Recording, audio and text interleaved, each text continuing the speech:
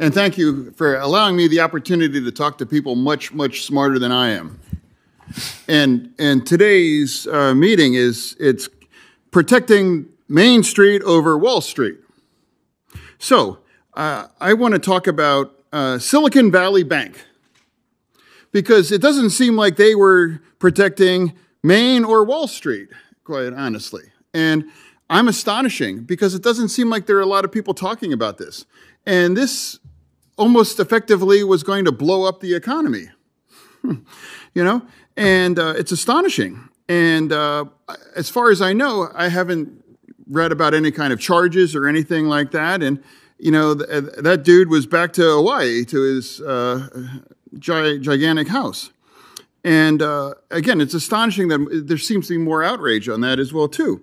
And to me, it's also astonishing that you can have one bank could crash the entire economy. And once they realized what was available, is that the White House and everybody all agreed that we have to act very decisively and quickly as well. Blows my mind that is even made possible. And my question to anyone on here, and I don't mean that to be aggressive, it's an honest question because I really don't know. So what was behind Silicon Valley Bank's crash? Was it greedy? Was it incompetent? Or they don't care because the government's going to be there to clean up this kind of a mess? Or is it one, some, or all of them, or whatever? Honestly, because I don't understand what it actually is. So I want people, experts and much smarter than me, to know where it was. Senator, first of all, let me say I appreciate and agree with your outrage about what happened with respect to Silicon Valley Bank. There was significant bank mismanagement of interest rate risk and liquidity risk. That's a wonderful euphemism, mismanagement, but yeah, I'm sorry. And, they engaged in activities such as eliminating hedges that would have helped them deal with interest rate risk in order to increase short-term profits. Their incentive compensation was not appropriate. It was not aligned with making sure that they took care of risk. There were enormous failures at that institution, and I share your outrage about the conduct. Senator, I think the short answer to your question is all of the above. I mean, this bank touched all the bases. All of the above? Right, okay, yeah. And it was positioned so that when it experienced stress, because of its reliance on uninsured deposits, that had a contagion effect on other institutions that really did, for a moment, put the system at risk. And that was the larger issue that was revealed here. Good morning, friends. There is still time left to claim your stimulus check. The Internal Revenue Service has just made an important announcement for all Americans that have received a federal relief payment over the past few years. You may want to check if you have missed out on another stimulus check that could be worth thousands of dollars. Dear friends, I'll be going over everything that you need to know, so please make sure that you watch until the end of this video. Also, to say thank you for being part of this community. Every Friday, I will be announcing several winners for the $75 Walmart gift card giveaway. If you would like to enter these weekly giveaway, friends, all you have to do is click and like several of my videos and then comment below the keyword of each video that you watch. The more videos that you comment on, friends, the greater your chances of winning these giveaways. The Internal Revenue Service has issued a reminder to those who may be entitled to the recovery rebate credit to file a tax return and claim the money before the deadline. In March 2020, the CARES Act provided economic impact payments to all Americans.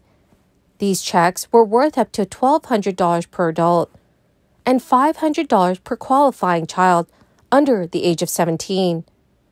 The payments were reduced for individuals with adjusted gross incomes greater than $75,000 and $150,000 for married couples.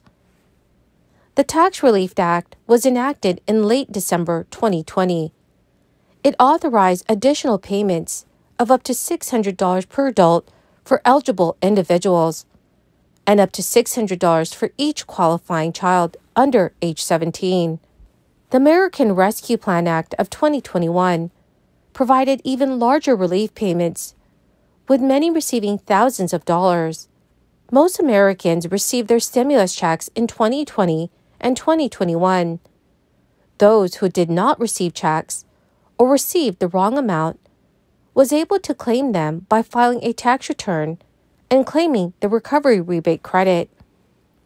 So if you missed out initially, there is still time.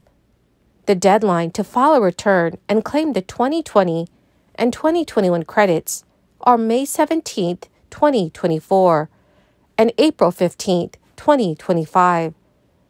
That is because the 2020 credit would have been claimed on a return that was filed in 2021, and the 2021 credit would have been claimed on a return filed in 2022. You typically have 3 years from the due date to claim a refund, so that means you still have a little extra time to claim your refund if you did not file in 2021 or in 2022. You cannot claim the credit if you do not file your taxes. According to Forbes, it is important to note that anyone who did not receive the full amount of both stimulus checks should include amounts that they received before any offsets when they file. This includes taxpayers who did not receive the proper amount for their dependents. Also, the stimulus checks will not reduce the amount of your refund, and the stimulus checks are not taxable. Officials say that you can file your returns electronically. The tax software will help you figure out your recovery rebate credits and receive your refund via direct deposit. There is also no penalty for a refund on a tax return filed after its due date. If you didn't file because you were worried about how it could impact your benefits, you should know that the credit cannot be counted as income when determining eligibility for federal benefits such as SNAP, WIC, and SSI. Inflation was flat in October from the previous month, providing a hopeful sign that stubbornly high prices are easing their grip on the U.S. economy and giving a potential green light to the Federal Reserve to stop raising interest rates. The Consumer Price Index increased 3.2% from 1 year ago, despite being unchanged for the month. Excluding volatile food and energy prices, the core CPI increased 0.2% and 4%, against a forecast of 0.3% and 4.1%. The annual level was the lowest in 2 years, down from 4.1% in September, though still well above the Federal Reserve's 2% target rate. However, Fed officials have stressed that they want to see a series of declines in core readings, which has been the case since April. But in the meantime, Americans will continue to face the dual pressures of high inflation and high interest rates. Experts say that you can expect inflation to be fast and slowing over the next several months. Consumers have remained relatively resilient in the face of persistent inflation, spending more than economists thought and keeping the economy growing well above expectations. But that comes at a cost. Americans are piling up record credit card debt, and more Americans are starting to fall behind on those payments. Well, my amazing and most awesome friends, that is the end of my daily stimulus update video for today. Dear friends, thank you so much for being part of this community.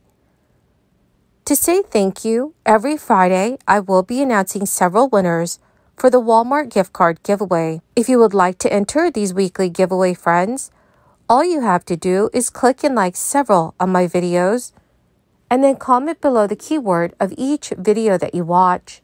Thank you,